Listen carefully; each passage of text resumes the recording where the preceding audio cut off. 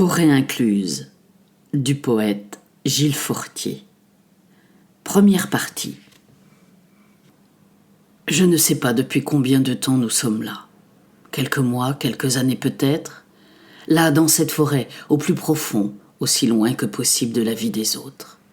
Aussi loin que nous pûmes nous enfoncer, sous la futaie, sous les arbres, sans ciel, sans horizon, à l'abri d'un autre monde.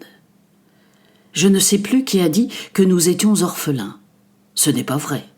Les orphelins n'ont ni père ni mère. Nous avons eu les deux. Je m'en souviens. Père n'est jamais venu vivre ici. Nous vivions au village avec lui, à la lisière de cette immense forêt dont je n'ai jamais vu la fin.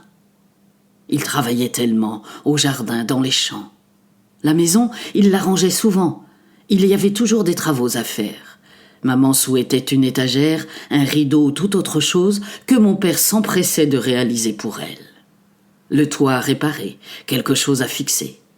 Il travaillait toujours. Maintenant, il n'est plus là. Ça fait tellement longtemps que je l'ai vu, je ne sais plus à quoi il ressemble. Je revois parfois son visage, sa forme carrée, son sourire aussi et son menton. Je ressens sa force, mais il n'a plus de consistance. Mes bras sont vides de son corps. Il y a ce vide en moi qui est la place qu'il prenait avant. Il m'a souvent portée comme je suis frêle. Ça semblait tellement facile pour lui. Il me portait comme un sac de pommes de terre sur son épaule. Tout semblait simple et léger. Il n'est jamais venu ici. Il n'est jamais venu vivre avec nous dans la forêt. Parfois, j'aimerais voir, ou je crois voir sa silhouette massive passer furtivement entre deux arbres, puis s'évaporer. Parce que je sais qu'il n'est plus là. C'est mon désir, mon souvenir, mon cerveau malade qui le voit. Je crois qu'il n'existe plus que dans mes souvenirs. Mais nous ne parlons jamais de lui. Nous sommes donc pour eux, ceux d'ailleurs, ces orphelins qui avons fui pour se réfugier dans les bois, la forêt profonde, sous les frondaisons, au cœur d'un désert végétal. Dans la masse ou apaisé à la clairière, quand l'espace s'ouvre et qu'il n'est plus question de cette oppression. Oppression du nombre, des troncs, des branches, des feuilles, de tout ce que je ne vois pas, de la noirceur, des ombres du sous-bois, de tout ce que j'entends, loin ou proche. Longtemps maman a vécu avec nous. C'est elle qui a organisé notre vie de maintenant.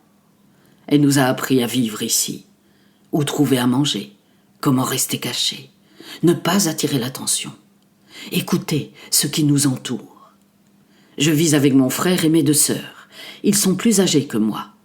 Eux, ils ont bien connu la vie d'avant. Moi, je ne m'en souviens que par bribes.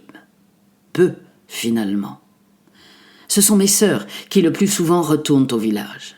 Elles savent ce qu'il faut faire pour trouver ce qui nous manque, ce dont nous avons besoin, ce que la forêt ne peut pas nous donner. Moi, j'ai l'impression de n'avoir besoin de rien. Eux, par contre, ils ne pensent que par comparaison avec leur vie d'avant. Moi, je suis chez moi, ici. Maintenant, il y a cette rivière, ce cours d'eau, cette rivière trouvée un jour loin de nous. Maman dans l'eau dort. C'est moi qui dis ça. Personne d'autre n'en parle. Ces herbes longues et vertes, ondulant dans le courant, sont ses cheveux, tentaculaires. On pourrait s'y prendre et s'y perdre. C'est là que je viens lui parler. Elle ne me répond pas. La pierre ronde, lissée par l'eau, c'est son corps, si doux, si chaud, si plein, si tendre, qui rendrait l'idée saugrenue d'une pierre molle. Je mets ma main dans l'eau, l'onde se divise. Je joue un instant ainsi, puis je regarde maman dans l'eau, son corps sous la surface limpide. Elle a les yeux noyés, comme le reste. Tout est noyé. C'est pour ça qu'elle se tait. Mais je vois son regard, et je sais bien ce qu'elle pense de tout ça. Ses lèvres sont figées et bleues de froid. Mais je sais ce qu'elle pense. Je la rassure. Je lui dis que je l'aime, puis je regarde longuement mes doigts diviser le courant. Nous avons un campement. Il est bien caché, loin du village, des chemins au plus profond de la forêt. Nous avons arrangé l'endroit aussi confortablement que possible avec des constructions de bois, de pierre, de terre. nous avons fait nos couches sous la terre. Sur de hauts talus, nous avons creusé comme des grottes, que nous avons étayées puis aménagées. Ma couche est enterrée, je l'appelle ma tombe, ma crypte. J'y suis bien, comme dans un cocon, un nid, à l'abri de tout. L'espace est exigu mais confortable. Nos repas et nos jours sont au vent, mais dormir pour nous, c'est s'enterrer un temps.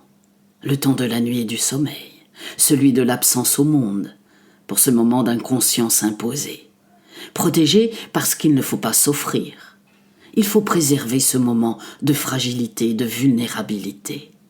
La nuit, il se pourrait que quelque animal vienne me prendre et m'emporte loin, peut-être là-haut, sur une branche, pour me dépecer, me dévorer. Mais dans mon nid, je ne risque rien. Je suis à l'abri. Je n'ai pas d'horizon, des arbres partout, comme seule perspective. Nos silhouettes et les arbres et leurs ombres se confondent. Quand le soleil est ras, il n'y a plus qu'une ligne. Des traits debout, des traits droits dans l'air froid. Je n'ai pas d'horizon. C'est souvent que je pense à l'océan. L'idée d'un horizon sans fin me donne le vertige. Au milieu de l'océan, je voudrais aller et dire que finalement j'ai peur, que je n'aime pas ça et que je déteste par-dessus tout être loin de la terre. Je voudrais pouvoir faire ça, même si souvent la terre me brûle au point de ne plus pouvoir la toucher et que je ne veux plus qu'elle me porte. Je vais parfois en direction du village. Je reste à distance, une distance que j'estime raisonnable, par prudence. Je monte en haut d'un arbre et je regarde aussi loin que possible. Je vois rarement d'autres humains. Je vois des collines, des chemins, des routes. Tout semble vide et sans vie. Pourtant, mes sœurs se rendent au village et reviennent toujours chargées de choses utiles ou à manger, de la nourriture, des outils. Je ne sais pas comment elles se procurent tout ça. Une nuit, j'ai rêvé de la vie d'avant. Pourquoi cette nostalgie ? Elle est plus forte chez les plus âgés. C'est comme si toute joie était morte chez eux, comme si la vie n'était plus possible et qu'il n'était plus question que de survivre. Moi, je suis chez moi ici. Je connais un endroit où il y a des trous immenses dans le sol, comme d'anciennes carrières ou des trous d'obus. À la saison la moins favorable, ces trous sont remplis d'eau.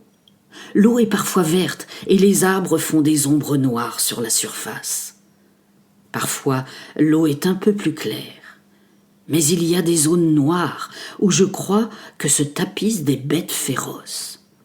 Des bêtes inconnues, avec de grandes mâchoires, de grandes dents. Parfois, la lumière perce le toit végétal et le fond est éclairé. C'est une eau toujours jaune et une couche de terre recouvre des branches, des feuilles. Elles sont comme figées, momifiées le temps d'une saison. Je ne sais pas pourquoi nous sommes là, pourquoi nous nous cachons. J'ai demandé à maman allongée dans le lit de la rivière. Elle ne répond pas. Personne n'en parle. Je finis par croire que personne ne sait. Personne n'évoque cette situation.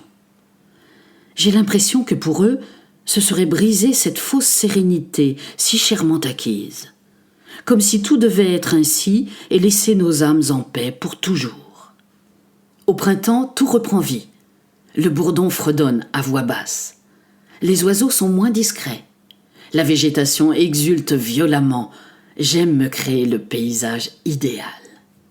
Pour cela, il faut un arbre en feuilles, un oiseau, des fleurs sauvages et une forte propension à la rêverie. Mais attention, pas la rêverie que je laisserai vagabonder. Non, elle irait alors au hasard et ne mènerait nulle part. Ou partout et surtout loin d'ici. Je parle d'une rêverie un peu contrainte, tenue en laisse ou prise à bras-le-corps et projetée violemment sur ce tableau.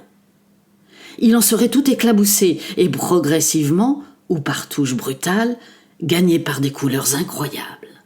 Des couleurs que je ne vois plus, parce que tout est terne ici.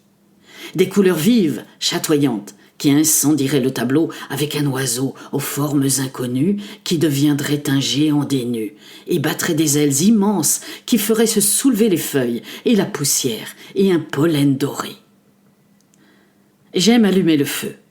C'est ce moment magique. C'est une pause dans l'existence. Un moment hors du temps, créer le foyer, préparer l'espace du feu. Le combustible, mettre les brindilles en tipi. Une tente d'Indien avec de petites branches. Mettre le feu, puis ajouter des brindilles de plus en plus grosses, jusqu'à faire monter la flamme et ajouter le bois. Sans précipitation, de peur de l'étouffer. Le laisser vivre entre les morceaux de bois. Respirer. Prendre l'oxygène et croître et grandir et dévorer. Il ne faudrait pas trop le laisser tendre à son inclination naturelle qui le pousserait à dévorer la forêt entière. Maîtrisé, le feu incite à la rêverie, fait vagabonder mollement. Il rassure immédiatement, sans doute une réminiscence ancestrale. C'est l'acte religieux par essence. L'humain sans le feu n'est rien. Le feu rend la consistance à l'humain. Dans ses nuances de jaune, d'orange, de bleu, l'homme voit sa vie et sa fin, et c'est sa nuit sereine. Un jour que je m'approchais du village, j'ai vu une silhouette venir vers moi. Ce n'était pas mon père, il est mort. C'était un jeune homme. Je suis restée un temps interdite. Je n'avais pas vu d'homme autre que mon frère depuis bien longtemps. Il était beau, grand, je le sentais fort. La beauté, c'est une chose. Ce n'est pas rien, bien sûr, mais ça ne me suffit pas. Il a semblé surpris de me voir. Sans doute autant que moi. Nous sommes restés immobiles ainsi, à une distance respectable l'un de l'autre. À nous jauger, à nous observer, chercher les signes qui autoriseraient à s'approcher. J'ai senti l'air un temps. Son odeur m'a pénétré, un parfum inconnu. Je savais que tout était perdu, que rien ne serait plus comme avant. J'ai regardé, affolé, le sous-bois. Il était encore temps de partir. Je n'en fis rien, bien sûr. Il était grand, les cheveux coupés courts, un visage carré comme ses épaules et une bouche rose, charnue et étrangement rose. Je ne sais plus rien de ses couleurs. Mais sa bouche m'a fascinée aussitôt. Il a fini par s'approcher et nous nous sommes assis sur un tronc d'arbre tombé. Les mots sont venus simplement. Sa voix était douce et je regardais fixement ses mains. Nous avons parlé de nos vies. C'est là que j'ai appris que ceux du village nous appelaient les orphelins. J'ai dit que nous n'étions pas orphelins. Je n'ai su lui dire pourquoi nous nous cachions dans les bois. Mais il n'avait pas l'air plus surpris que ça. On s'est regardé longuement, sans un mot. Puis nous nous sommes embrassés. Il est parti. J'étais perdue. Je suis rentrée à Garde et c'est un miracle d'avoir retrouvé mon chemin, le campement. Nous nous sommes retrouvés au même endroit le lendemain. Puis nous nous donnions rendez-vous. Un jour, il est venu et il m'a dit qu'il m'aimait un peu. J'étais là à portée de choses. C'était embarrassant. J'ai dans la main droite son amour et dans la main gauche son un peu. Porter les deux, c'était encombrant. L'un ne va pas dans l'autre. L'un va bien sans l'autre. Je ne voulais pas de son un peu. Un jour, il n'est pas venu. J'étais impatiente, nerveuse. J'ai attendu tout le jour. Chaque heure qui passait était un désespoir qui venait confirmer cette odieuse intuition. J'entends un pas comme un autre pas. Ça pourrait être le tien. Je laisse les pas faire leur chemin. Il vient vers moi. Te voilà. Ce n'est pas toi. Comment ai-je pu me tromper ? C'était mon désir, encore lui. Mon désir trop fort, plus fort que ma raison. J'ai compris qu'il ne viendrait plus. J'étais un autre monde. J'étais cette incongruité dans les bois. L'absence devint insupportable. Il ne faudrait pas que ton existence vide ma vie de ta substance, que même la beauté du jour subisse l'éclipse de sa simple beauté. Sinon, encore un peu, tu vas siphonner mon être. Je suis inconsolable maintenant. Il m'a pris mon inconscience. Je te parle et tu n'es plus là. On ne peut vraiment pas faire confiance aux autres. Je cherche à m'abrutir, je cherche à m'affranchir de toi. Je cherche une sortie parmi tous les chemins qui s'offrent. Je meurs du cœur, je crois. Nous mourrons donc tous du cœur, il faut croire. Du cœur qui hésite, du cœur qui aternoie, qui hésite encore, s'enrhume et finalement s'éteint et se tait. Quel silence soudain! C'est fou ce silence quand le cœur ne bat plus. Mais ne veux-tu pas continuer à battre un peu, palpiter encore, s'il te plaît? Depuis ce temps, tout ce temps, pourquoi se taire maintenant? Je ne t'ai pas épargné, je sais. Ce sont les autres, avec leur amour qui va et qui vient, qui prend et qui laisse, hébété, ahuri et sans voix. Mais toi, tu n'es pas comme les autres. Hurle, et bat et court et cogne, galope encore, s'il te plaît. Mon cœur, que ton pas est lourd ce jour, comme tu traînes parfois. Ton air est pesante et fend mal le flot. Il y a comme une ombre, ou est-ce un brouillard qui peine à se dissiper? Je ne sais que penser, je ne sais qu'en dire. Il y a aussi en ton sein des arbres tortueux. Les branches semblent contraintes et zigzaguent dans l'espace. L'écorce s'épaissit sous l'assaut du gel et de la pluie. Ce sont des bras tendus, avec des mains ouvertes, des corps offerts sans pouvoir prendre et aller plus loin. Reste là, tant pis. Reste et prends-moi dans tes branches. Accroche des mots aussi, ou des vêtements, ou des lambeaux, ou des souvenirs, quelques fruits, quelques cadeaux, des guirlandes d'ampoules, un soir de fête. Un jour, je t'ai vu comme un refuge. À ton sommet, tu es devenu de cristal ou de verre, je ne sais pas. Ça s'ébrèche ou se fend. Le vent soufflait beaucoup trop fort. J'ai compris que tu étais moi. Vous qui êtes de ce monde, moi je suis au bord de votre monde, les pieds dans le vide. Ça me donne le vertige, c'est fou. C'est la fin d'aimer qui a fait de ma luxuriance un désert sans retour. Non, ce n'est pas la fin d'aimer, j'aime toujours. C'est quand personne n'est plus en mesure de porter cet amour. Plus personne n'a cette carrure, cette force de porter. Quelle fente, quel interstice, quelle place vous me laisseriez? Aucune, et de votre pitié, je n'en veux pas. Je pense à papa enterré au village. Je pense à maman dans l'onde de la rivière. Tout s'infuse dans le sol de cette terre. Les arbres puisent profondément de leurs racines dans le sol. La décomposition végétale, animale. Tout circule en nous, en eux. Je bois l'eau minérale sortie du sol, même de ces lieux. Je voudrais me fondre, me dissoudre sur place et revivre en toute chose. Je suis allongé dans ma tombe, ma crypte, mon nid. Je vois la terre, la roche, la cavité creusée. Je suis en ce sein comme au cœur de la terre, dans le ventre de la forêt. Je ferme les yeux sans plus vouloir jamais les ouvrir et m'infiltrer complètement en ce lieu. Quelques secondes avant la fin. Non, le temps ne s'égrène jamais de façon linéaire.